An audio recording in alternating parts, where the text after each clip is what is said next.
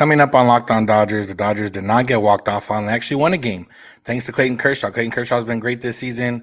How much more does he have? Can he get a big milestone this season? We'll get into that. David Peralta had a big game. He's had a good month of May heading into June. We got to talk about him, talk about the offense, and then we'll get into Austin Barnes, who was injured late in the game, and what the Dodgers can do if that injury becomes an IL stint. That's what's on tap, so make sure to keep it Locked On Dodgers. You are Locked On Dodgers, your daily Los Angeles Dodgers podcast. Part of the Locked On Podcast Network, your team every day.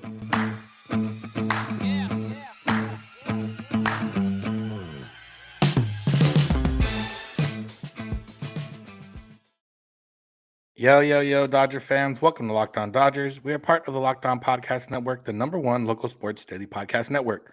Locked On, your team every day. This episode is brought to you by Game Time. Download the Game Time app, create an account, and use code LOCKEDONMLB for $20 off your first purchase. Last-minute tickets, lowest price guaranteed. This is the daily podcast covering the Los Angeles Dodgers, bringing you the smart fans' perspective on our boys in blue. You can find us wherever you find podcasts and on YouTube if you search for Locked On Dodgers. And if you want to become a part of our group, the everydayers, the people that listen every single day, all you got to do is listen every single day.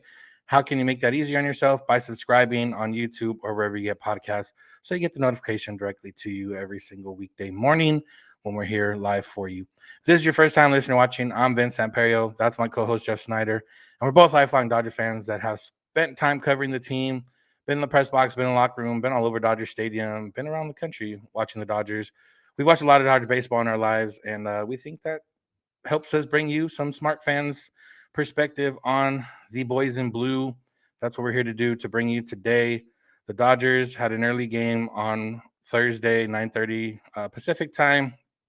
Ended up winning 6-0. Clayton Kershaw went 7 innings, didn't allow any runs, racked up some strikeouts, and then Taylor Scott, who was on the roster because Noah Syndergaard officially went on the injured list, finished out the game. So the Dodgers only had to use 2 pitchers, which was huge. And yeah, Jeff, I mean, we're going to talk more about Clayton Kershaw specifically in the second segment of this show. But just real quick, Kershaw again remains the stopper for the Dodgers. Yeah, it was nice to see the Dodgers pitching hold a lead. And the big key to that was Kershaw giving them length. And so, basically, in order to overcome a 6-run deficit, you have to chip away. And that's what the Reds had done the last couple of days, overcoming big deficits. They chipped away. And Kershaw never gave them that opportunity when they had a couple potential rallies and he squashed them. And, that one in the 6th inning when they had first and third, nobody out, that was huge. Like that was their chance to get back in the game. And, first and third, nobody out. Ellie De La Cruz up to the bat, and Kershaw strikes him out, gets a pop-up, another strikeout. First and third, nobody out. You expect to get at least one run. And the question is, can you turn it into a big inning? Instead, they got nothing. And I think that 6th inning sealed the game for the Dodgers. And that was something that they have struggled with the last 4 games or so, is getting those big innings when they need them, when the other team is threatening, can you shut them down and demoralize them? And that's what Kershaw was able to do. Yeah, and it worked out perfect. The offense once again scored 6 runs. Scoring runs wasn't an issue in this. They scored 20 runs over the 3 games, so that only came out with 1 win from it. So not ideal, but hey, it works out. They won the last one. You have a happy flight to Philadelphia. I don't know how happy you are to be in that environment right now with all the Canada fires kind of pushing into the top of the East Coast. But we'll see what happens with the Dodger games the next few days, if they end up playing or not. I would imagine they will. But one guy that had a big game yesterday, Freddie Freeman, had a couple hits and a couple RBI. Other than that, the Dodgers really only scored in 2 innings, or did only score in 2 innings. The 3rd and the 4th inning, they put up a couple 3-run innings. But one guy that had a really great game the entire game was David Peralta. He went 4 for 5, had a couple RBI there in the 5 spot. We've talked about him a little bit, recently. He had a really good month of May. He was hitting over 300 OBP, nearing 400. He seemingly has found himself a little bit. It's kind of hard because, if you watch on a daily basis, you might notice that Peralta's been hitting well, but then when you look at the numbers, you don't realize how well he's been hitting. So, some of it is he gets lost a little bit in the lineup. He's moving around a lot, and, maybe you remember the bad stuff more than the good stuff when it comes to him, but he's starting to, prove himself in this lineup. And with him, with Hayward, kind of holding serve in terms of being at least pretty good, you kind of forget that Outman hasn't been that great lately. Yeah, it's kind of interesting because Peralta, it kind of shows how bad he was at the beginning of the year, that even after this hot month, his OPS is still 650. His OPS plus is still right around 70, still 30% worse than league average overall. But, uh, we don't worry about overall numbers. We worry about how is the guy hitting right now. Because if Peralta can hit the rest of the season about the way he has the last month, they'll be just fine. It is interesting to me, though, that he's still not hitting for any power. He still only has 9 extra base hits all year, only 2 home runs.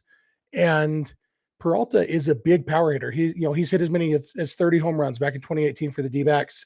He's a home run hitter. And if you look at his career home run rate is 2.8%. This year it's 1.4. At his peak, he was, anywhere between, 2.5 to 4.5% home run rate. And this year it's 1.4%. And so the good thing is his strikeout rate is also a lot lower this year than it usually is. So is his walk rate. It's weird that, he's just had a weird year. I'd love to see him walking a little bit more. But the way those walks come is by hitting more home runs, because right now he's a guy, pitchers are still pitching to him because they're not expecting him to do major damage. If he keeps getting hits, they'll stop pitching to him quite as much. But the fact is, you don't worry about throwing strikes to a singles hitter because worst case scenario, he hits a single off you. Peralta, I think, to really, really become what the Dodgers would hope he is and what they hoped he was when they signed him, he's going to have to hit a couple home runs, start, or at least some doubles, start hitting the ball harder so that pitchers do have to be a little more careful around him, because that will allow him to get on base more often, get those power numbers, everything about that. But I guess the reason I brought that up is because I want to ask you, Vince, is if Peralta hit the way he has the last month for the rest of the season, are you happy with that?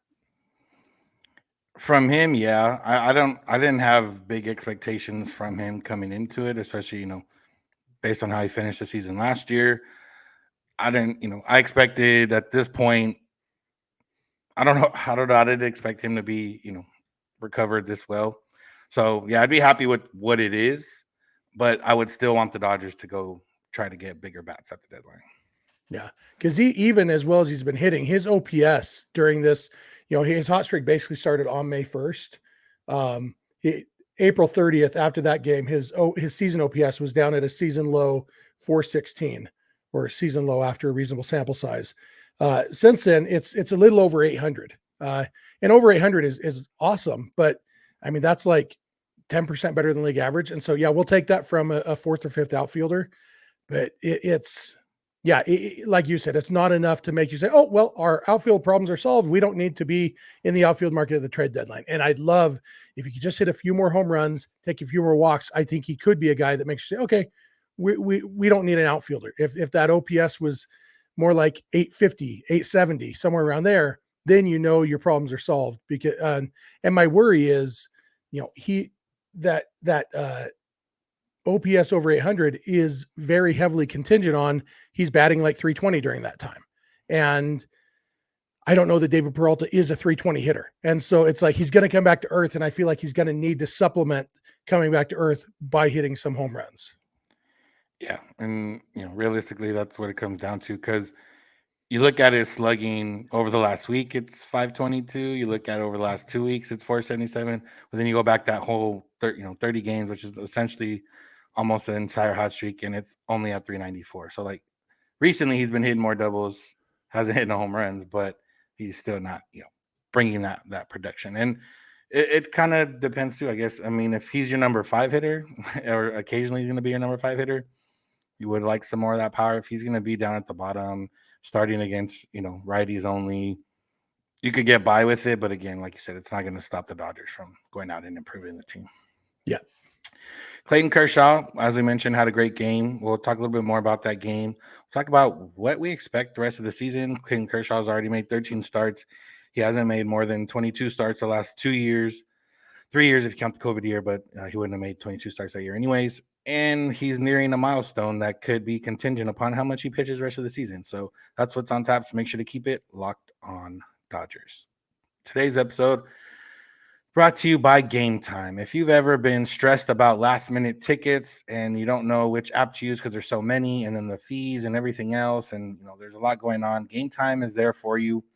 You can search for your tickets, the all-in price. You can see what it is with fees, with everything else. You don't got to worry about, seeing a difference in price once you click checkout. You can look at the all-in. Buying tickets to your favorite event shouldn't be stressful, and Game Time is a fast and easy way to buy tickets for all sports, music, comedy, and theater near you. They got images of seat views. They got the lowest price guarantee, event cancellation protection, job loss protection. They got a bunch of stuff there. I personally have used Game Time a few times this season, especially for Dodger games. They've actually been the cheapest option on the market for a few Dodger games this year. So go check out Game Time app. It's the place for last minute ticket deals. And remember, the Game Time guarantee means you'll always get the best price, because if you find tickets in the same section and row for less, Game Time will credit you 110% of the difference. So snag the tickets without the stress with Game Time. Download the Game Time app, create an account, and use code LOCKEDONMLB for $20 off your first purchase. Terms apply. Again, create an account, use code LOCKEDONMLB for $20 off. Download Game Time today. Last minute tickets, lowest price guaranteed. Thank you for making Locked On Dodgers your first listen of the day every day. You can find us wherever you find podcasts and on YouTube. You can also find us on SiriusXM or the SXM app if you search Locked On Dodgers, which is how you can listen to the home broadcast of every Dodger game. Dodgers play in Philadelphia tonight. If you can't listen, or if you can't watch, you can always listen. SiriusXM, SXM app, search Dodgers, get the home broadcast, and you'll know what's going on with the game. All right, Jeff. So, like I mentioned, Clayton Kershaw, 7 innings yesterday. Started racking up strikeouts. Looking at his year so far this year, he had a few starts there last month where he struggled a little bit, but he's picked it up last 2 starts, gone 7 innings each time out. And Kershaw's having a really good season in terms of obviously being healthy so far, but he's also having a good season in terms of strikeouts, right? Yeah, he's at 93 strikeouts now this year. He's at 2,900 exactly for his career. So he's 100 away from 3,000. Coming into the season, we didn't really give him much chance of getting to 3,000, but that was because we didn't give him much chance of pitching a full season. And as it is now, he's the only Dodgers starter who hasn't been on the injured list this year. I still, if I had to put money on, will Clayton Kershaw be healthy the whole season? I'd probably have to choose no, but he seems very healthy, and there's always been nagging things, little things here and there. And I think most of the years that he's ended up on the injured list, by this point in the season, we've started to get inklings of that. Either he was already injured or, there were already indicators. And yeah, he struggled in May, but none of it seemed to be health related. It was just ineffectiveness. And so, he's made 13 starts and he struck out 93 batters. That is, what is that? I don't know, seven, just over 7 per start. 7, 8, 91. Yeah. But realistically, I mean, his strikeouts per 9 is about 11. And so if he could pitch 6 innings per start, that is, what's 2/3 of 11? Come on, Vince. That's about 8 strikeouts per game. So if he needs 100 strikeouts, 8 strikeouts per game, that's 12 to 13 starts, 12 and a half starts. Even 13 starts would just give Kershaw 26 for the year. That even allows for missing 6 starts. And so as we get this far in the season, it becomes more and more likely that he's going to get those starts that he needs. And with the strikeouts he's getting, it really does seem like there's a real chance at 3,000. Obviously, I don't want to jinx anything. I'm finding all the wood I can find in my office right now to knock on. But if he could stay healthy, even reasonably healthy enough to make 26 to 28 starts, I feel like he'd be in very good position to get to 3,000 strikeouts. As you remember, my prediction before the season was that the Dodgers would win the World Series and then Clayton Kershaw would retire. Obviously, I don't want Kershaw going anywhere, but if he did get to 3,000 strikeouts and the Dodgers win the World Series, like what better way to go out? Finish, get 3,000 strikeouts in your last or second to last start of the season, and then go out and win your second World Series championship.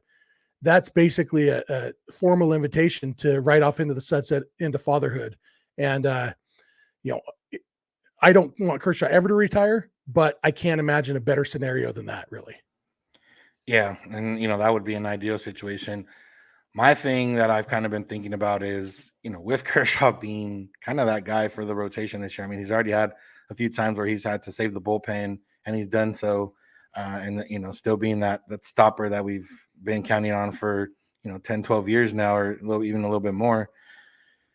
Is do the Dodgers let him keep going out there the entire season, even if he doesn't get hurt? So like if Kershaw is healthy, do they make him, or do they allow him to make 30 starts? Now, obviously, at some point they'll probably do some 6-man rotations just for everybody else's sake, and also Kershaw's sake. But I'm just kind of thinking, like, kind of the discussion I want to have is, yeah, if Kershaw stays healthy, would the Dodgers let him make 30 starts this year?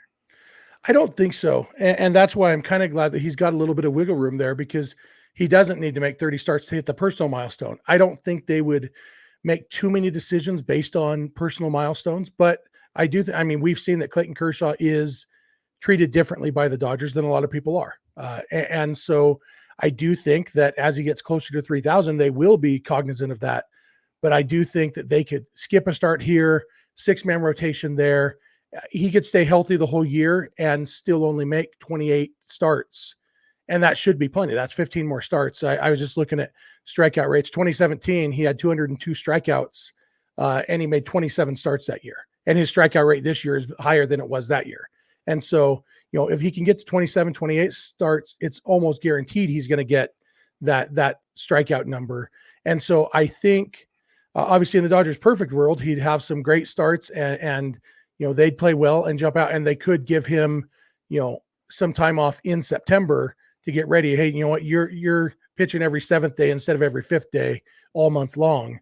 But yeah, I think that there is room to do both. And I don't think they want him making 30 starts in the regular season, because they want him making 5 or 6 starts in October. Yeah, and that's where I'm at. Is even if he's healthy, I don't think they'll let him pitch this way the rest of the season. They're gonna, they'll figure some stuff out. But also, if injuries continue to pile up or continue to stay out there, there might be a point where they need him, and that's kind of what I don't want to get into. Is they've needed him in regular seasons before to either just make the playoffs, win the division, whatever. And we've seen maybe some of the results of that come out in October, or when he's had to throw on short rest in October in general. But I don't think, obviously they're not going to ride him right now at the age that he's at and everything else. So, this kind of contingent on everyone else to obviously staying healthy is not really their choice. Obviously everyone wants to stay healthy, but, for everyone to kind of contribute their way. And then the Dodgers can kind of supplement that with either guys coming up from the minors, or, if they make some trades and everything else. So, yeah, I think it's been fun to watch. But, as somebody that watches with, the eye ahead to the rest of the season, it's just like, okay, like at this point, we're used to Kershaw either being hurt already or, missing a start because of thing. And then he ends up missing a month after that. So it is, trying to tread those waters without, I'm excited that he's pitching so well, but there's a little bit of that pessimism there. Yeah, I get that. I have a hard time being objective when it comes to Kershaw, because I do care almost as much about his personal success as I do about the Dodgers' success. And that's not the case for anybody else. And so for me, yeah, I am heavily invested in the 3,000 strikeouts this year. And the fact is, if he has another hot couple months, we could be looking at a potential Cy Young contender, because nobody in the National League is really running away with the Cy Young this year. Kershaw's ERA after a rough May, his season ERA is back below 3 now. I think it's 295. And so, if he's 18-4 with a 2.5 ERA, he's a legit Cy Young contender, and so that's another thing, that if he's the front runner for Cy Young, it'll be interesting to see if the Dodgers do say, we're going to skip you in a start right here.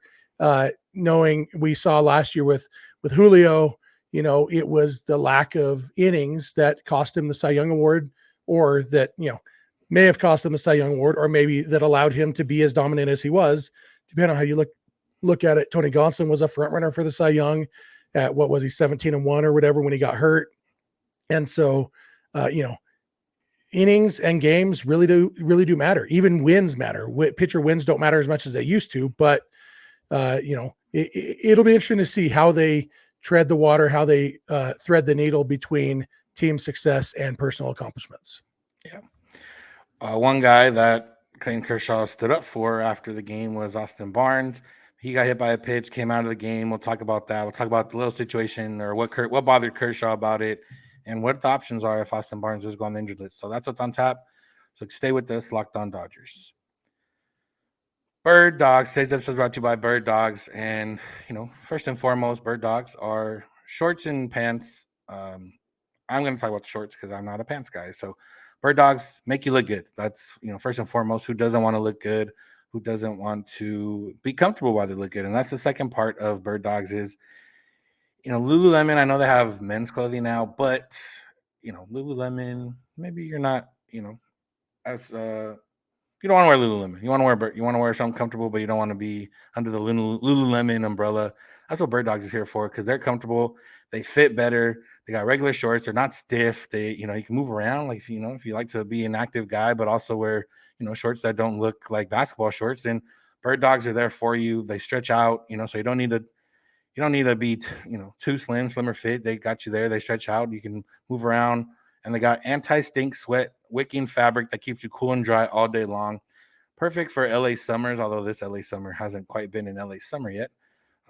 But, either way, Bird Dogs are there. They're there for you to be comfortable. They're there for you to look good. They're there for you to not make you stink if you sweat a lot. So right now, if you go to birddogs.com/LockedOnMLB and enter the promo code LockedOnMLB, you can get a free Yeti-style tumbler with your order. That's birddogs.com/LockedOnMLB for a free Yeti-style tumbler. You won't want to take your Bird Dogs off. We promise you. All right, we are back. And like I mentioned, Austin Barnes hit by a pitch in the top of the ninth, I think, or eighth, one of those innings, came out of the game. And after the game, Dave Roberts mentioned that he got an x-ray, that I think it ended up being the x-ray is negative. Austin Barnes talked about it, and he said, didn't feel too good, but it seems like it's all right. First test seems like there's no broken bones or anything. It hit me kind of on the medial part, but it's going to hurt, though. It didn't feel good. But on top of that, real quick, Clayton Kershaw talked about Austin Barnes getting hit, and he took some offense to Reds manager David Bell intentionally walking Outman to get to Austin Barnes, and then Austin Barnes ends up getting hit by the pitch. He said, quote, pretty ridiculous. They walked the guy in front of him too. I don't agree with that or a lot the manager did this series. It was a 6-0 game, and they're intentionally walking, James Outman, who hasn't been that good anyways, to get to Austin Barnes, who has been worse, but did have a big hit earlier in that game. Yeah, he had his two hardest hit balls of the season in this game. And yeah, it is I feel like Kershaw was offended partly as Barnes' friend, but also partly just as a competitor. Like, man up, dude. It's 6-0. I know they've made comebacks, but like I said earlier, they had those comebacks in the first two games by chipping away. You're not going to win this game.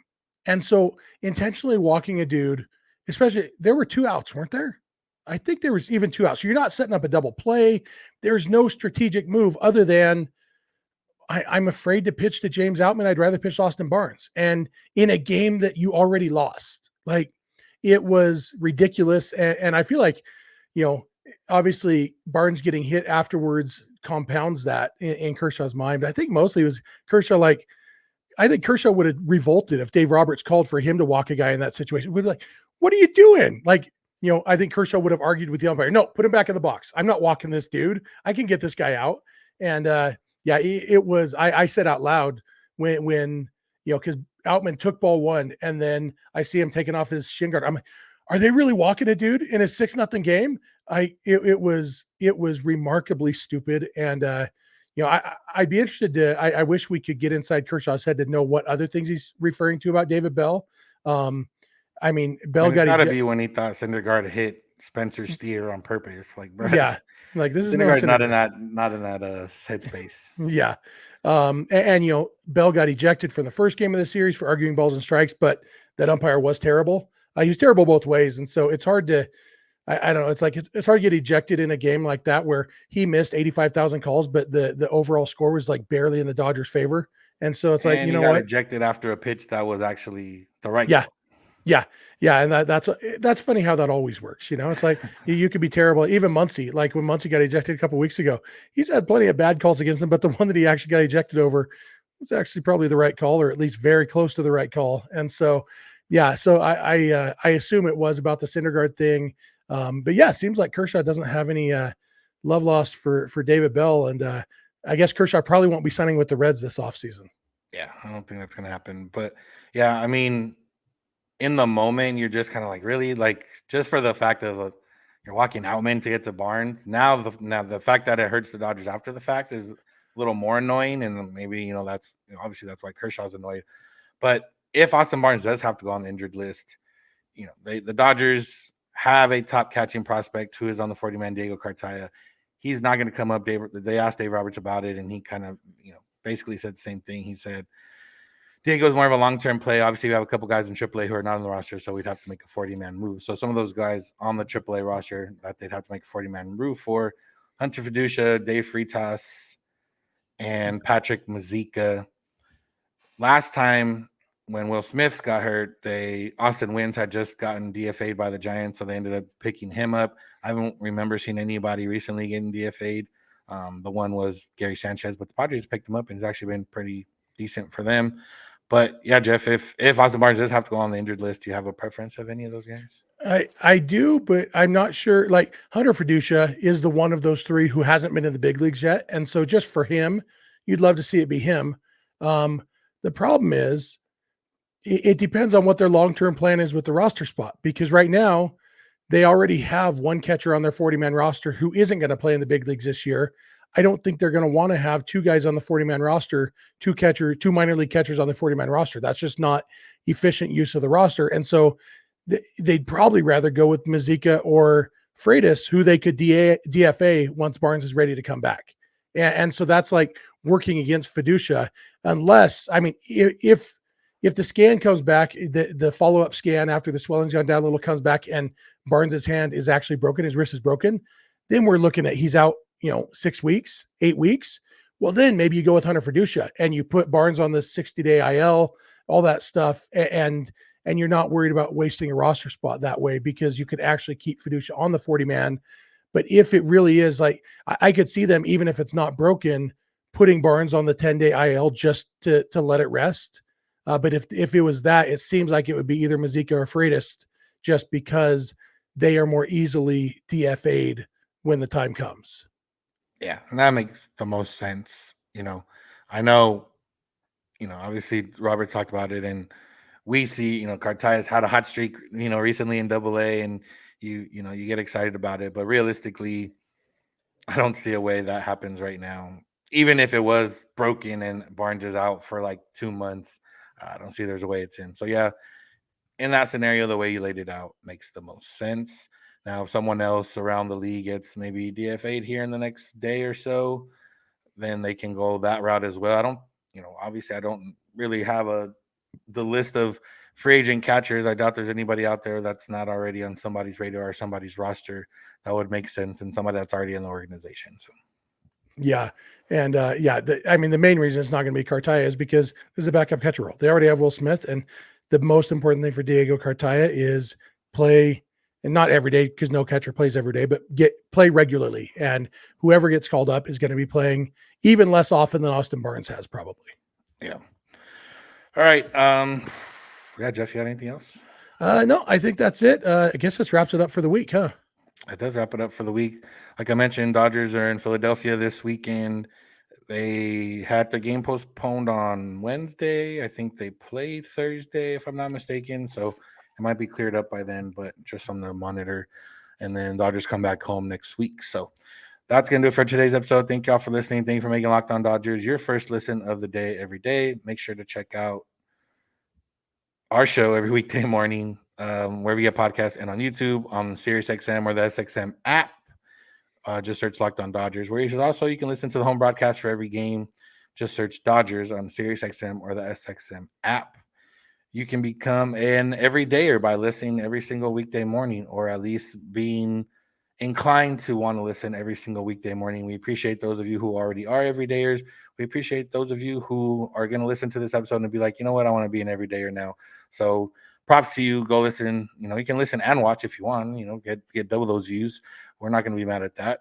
You can find us on social media, Twitter and Instagram at Locked On Dodgers. Jeff is on Twitter at Snydog. I'm at Vincent91. DMs are open on all those accounts if you have a reason to get a hold of us. You can also get a hold of us via email, lockedondodgers@gmail.com, or via voicemail text at 323-863-5625. We're here every weekday morning, and we hope you'll be with us when you get in your car or if you're at home. Tell your smart device play podcast, Locked On Dodgers. And remember, you don't have to agree. You just have to listen. Have a good one. We'll talk to you on Monday.